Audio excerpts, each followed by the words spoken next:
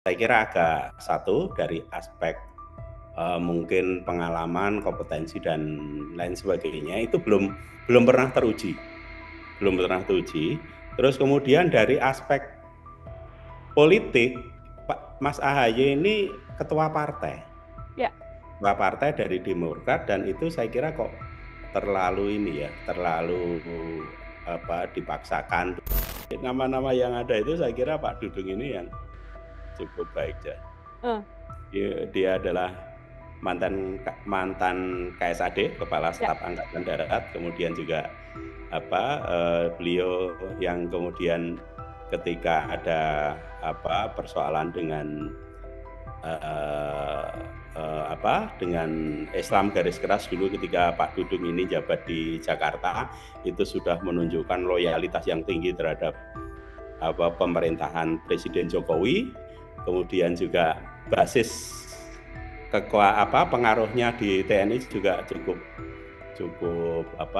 kuat, dan sekarang ini Pak Dudung itu kelihatan sudah pensiun ya, sudah Ya. pensiun dari dinas ketentaraan. Saya kira itu juga bagus. Jadi pengalaman selama ini kan begini kan, Menko Polhukam itu dari banyak pemerintahan yang ada itu rata-rata diisi oleh mantan jenderal dulu ada mantan panglima, ada mantan. Jadi kalau misalkan Pak Dudung ini yang kemudian dipromosikan menjadi Menko Polhukam itu, saya kira menurut kacamata saya itu juga cukup strategis. Jangan lupa kalau misalkan Menko Polhukamnya itu masih tetap Pak Mahfud, dan kemudian Pak Mahfud ini walaupun saya membayangkan Pak Mahfud itu tidak menjadi cawapres, menurut saya memang harus diganti sosok dari kalangan militer. Tribunnews on Fokus Tribuners hari ini membersamai Anda bersama dengan saya Nila Yarda. Tribuners, Presiden Joko Widodo sudah secara resmi mengabulkan pengunduran diri dari Mahfud MD di Kabinet Indonesia Maju. Dengan begitu, Mahfud MD saat ini resmi berhenti dari jabatannya sebagai Menko Polhukam. Dan untuk sementara waktu, jabatan Menko Polhukam ini dijabat oleh pelaksana tugas, yakni Pak Tito Karnavian. Lalu kira-kira perlukah sedianya ada pengganti Mahfud MD di jeda kurang lebih 8 bulan sisa masa jabatan Kabinet Indonesia Maju, dan ada beberapa nama yang kemudian masuk ke dalam bursa yang bisa menggantikan seperti ada nama AHY hingga mantan KSAD Jenderal Purnawirawan Dudung Abdurrahman. Untuk membahas hal tersebut, saya akan membahasnya melalui sambungan Zoom. Sudah tersambung bersama dengan saya, pengamat politik dari Universitas Selamat Riyadi, ada Pak Suwardi. Bapak, selamat malam. Pak Suwardi, sehat? Apa kabar, Bapak? Selamat malam, Mbak. Kabar baik, Mbak Nila. Kabarnya juga baik.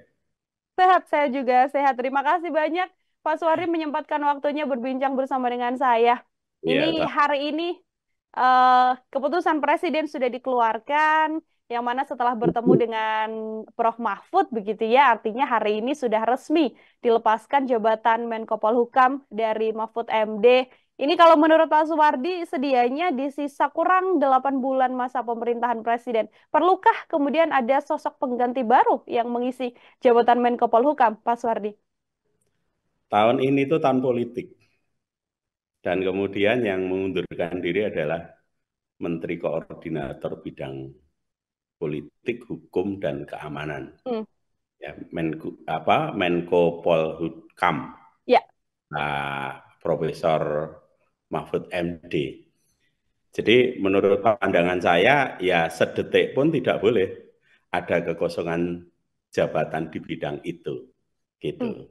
Tetapi nampaknya ketika Prof Mahfud ini ditetapkan sebagai capres, itu sebenarnya sudah tidak terlalu efektif Prof Mahfud itu di dalam mengelola urusan-urusan politik, hukum, dan keamanan. Karena apa? Karena Prof Mahfud ternyata lebih banyak sibuk di dalam mempersiapkan diri kampanye begitu. Terus kemudian terjadi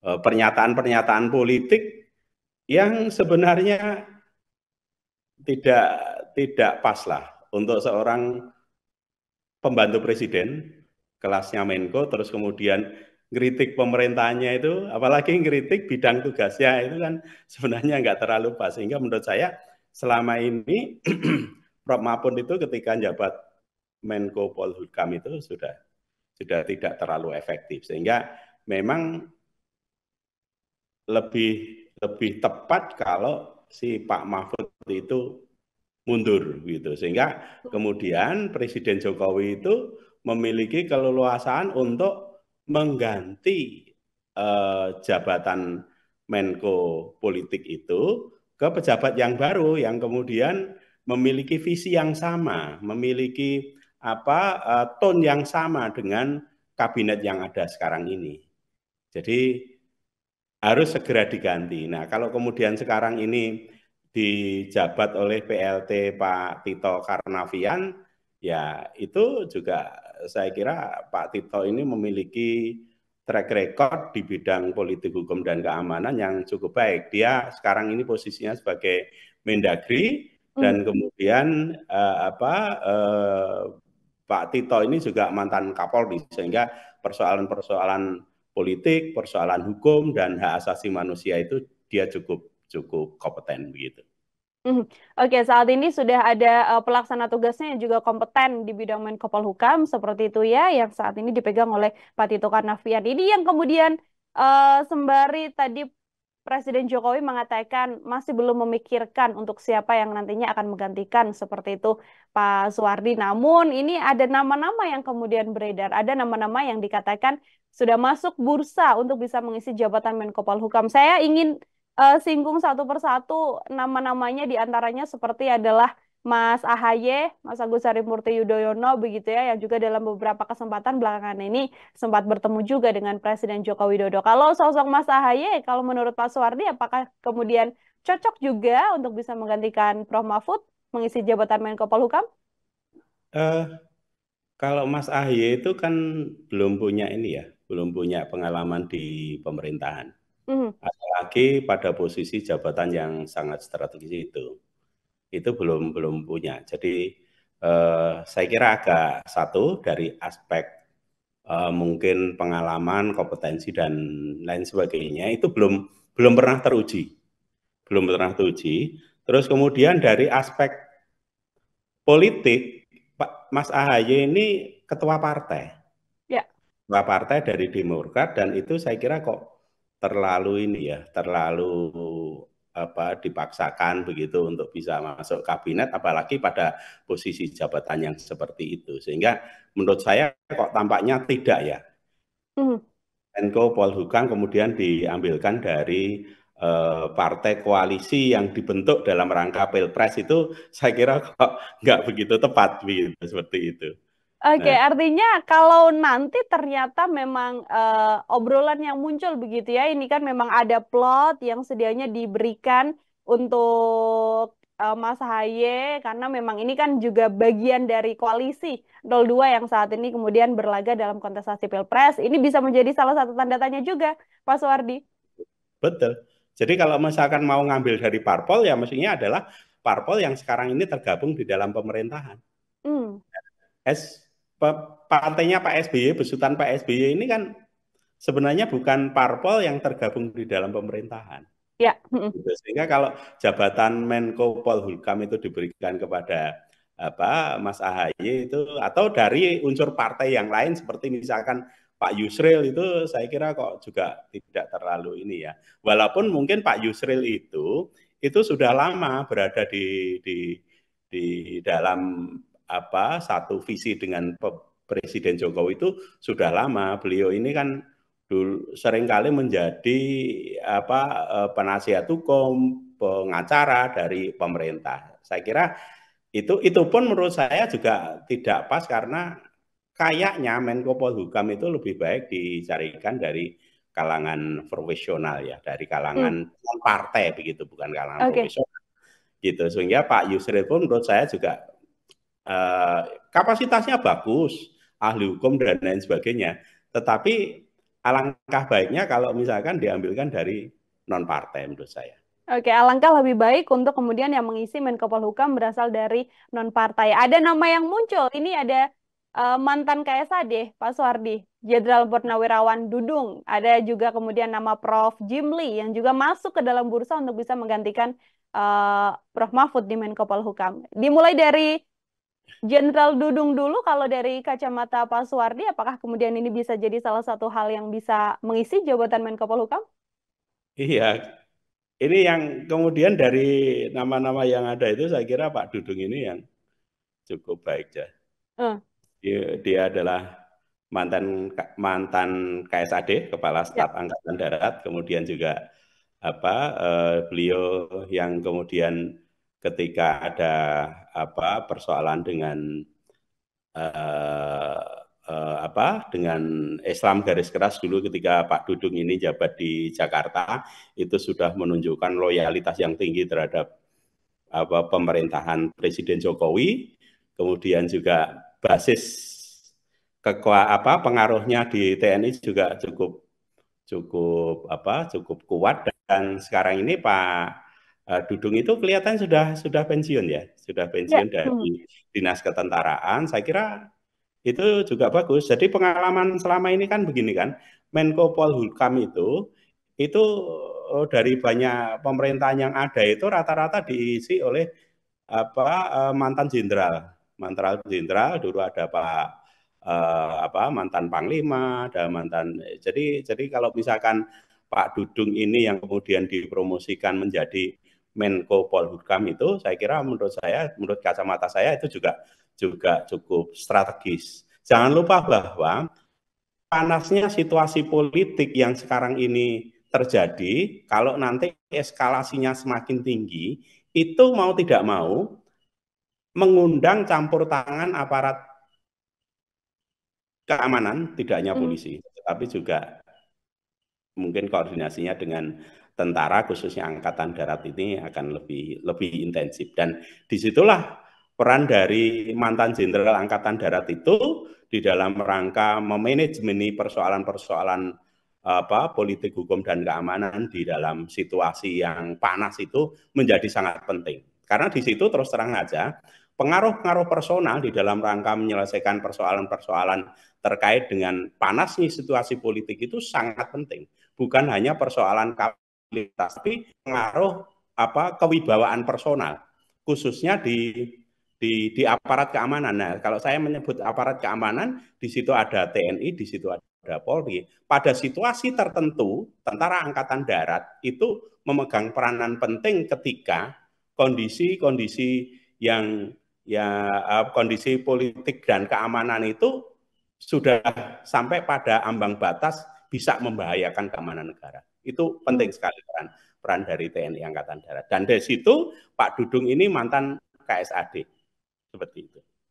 Oke. Sebagai latar belakang militer yang juga melihat situasi politik saat ini kemudian cukup menguntungkan juga apabila jabatan Menko Polhukam bisa dijabat oleh Jenderal Purnawirawan Dudung Abdurrahman. Dan Satu nama lagi saya, silakan Pak pengalaman, Suwardi.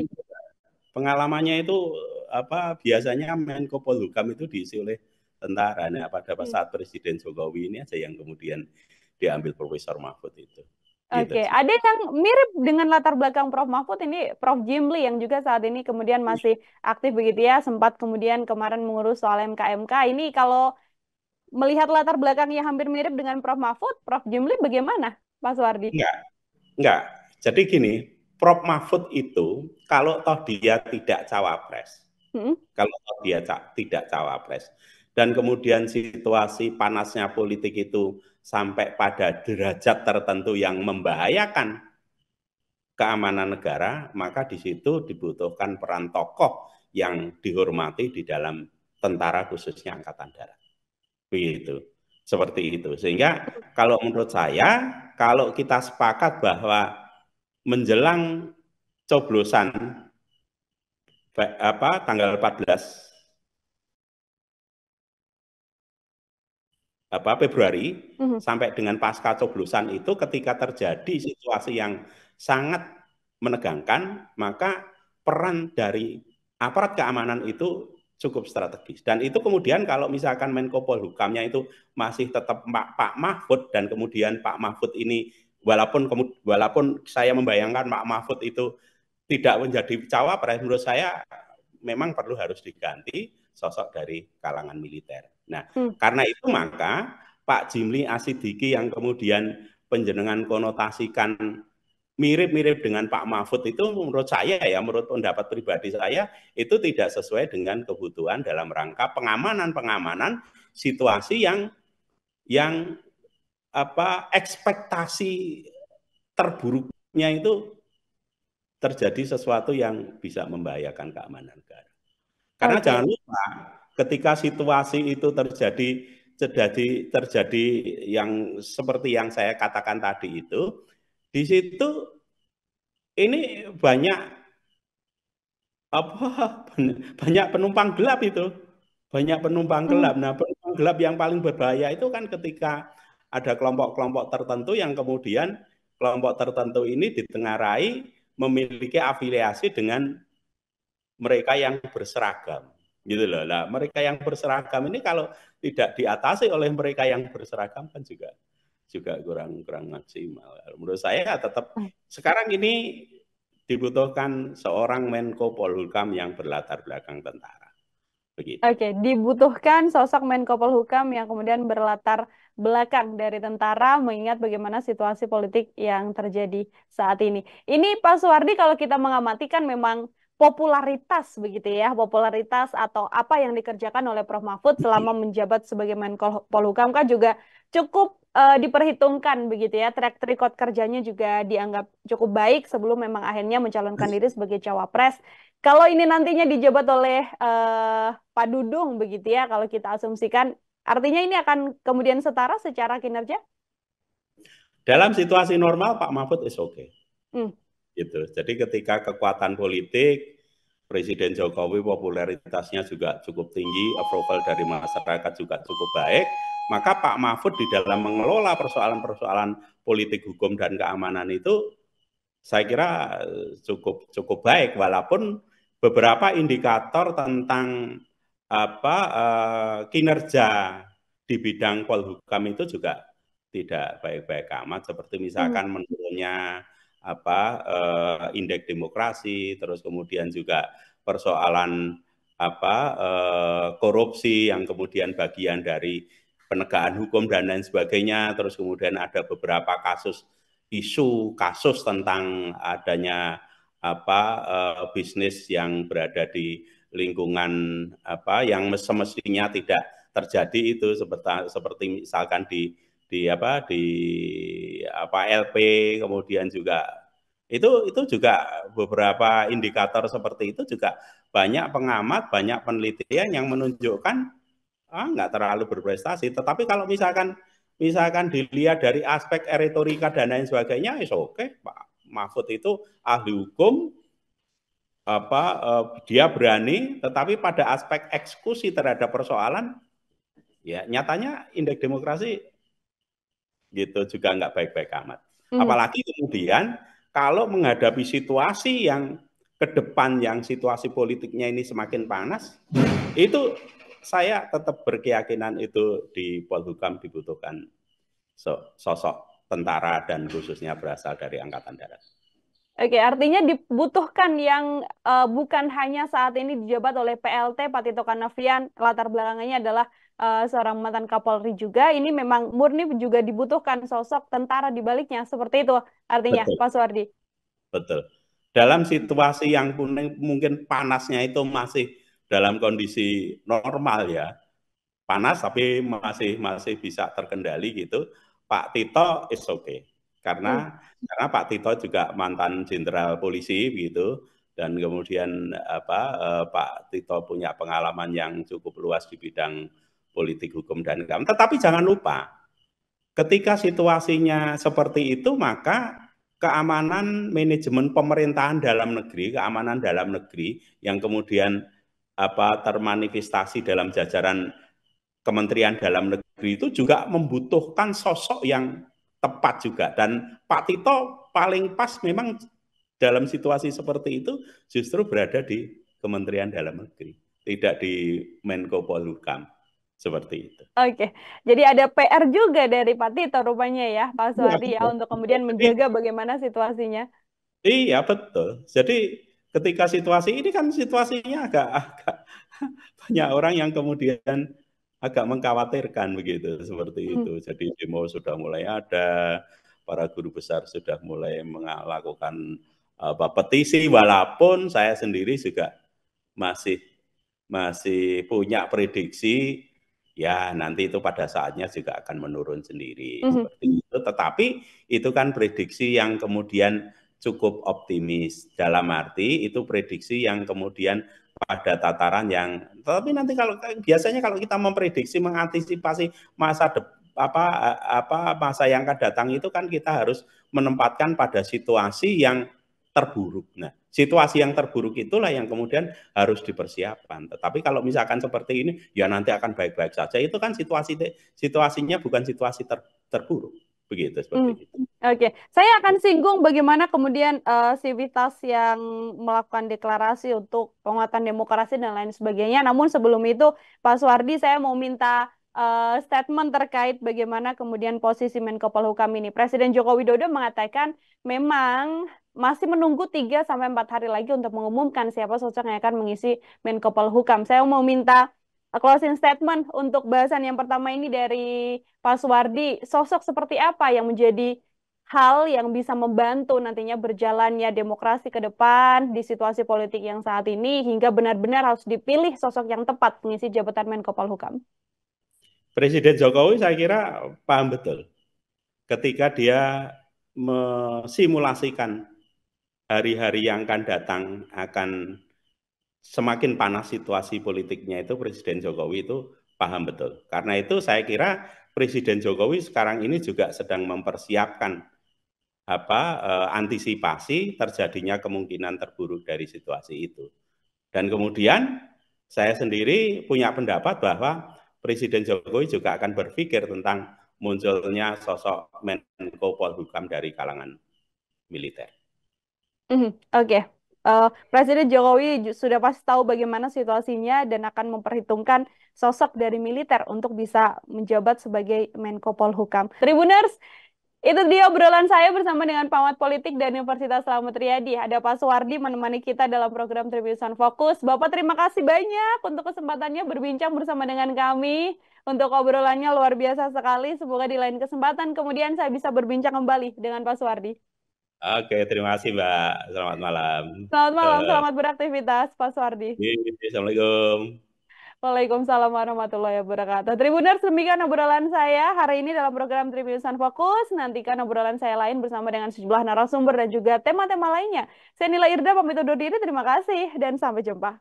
Download Tribun X sekarang. Menghadirkan lokal menjadi Indonesia.